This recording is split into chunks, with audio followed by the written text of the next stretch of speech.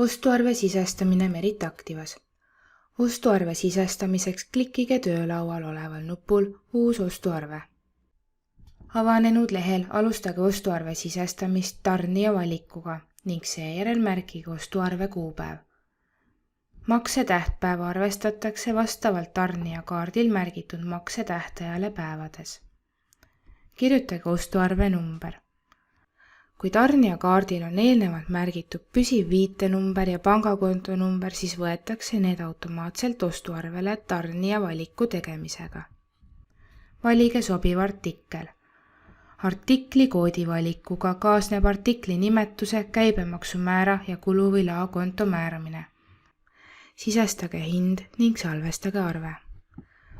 Märkige tasumine arvele siis, kui arve eest on tasutud ettevõtte pangakaardiga, sularahas kassast või aruandva isiku poolt.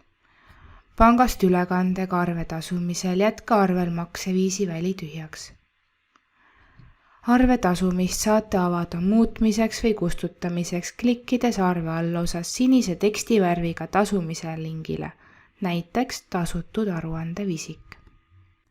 Kirjaklambri kujutisega nupule vajutades saate oma arvutist ostuarvele lisada failiga algdokumendi või mõne muu vajaliku dokumendi, mis salvestatakse programmis.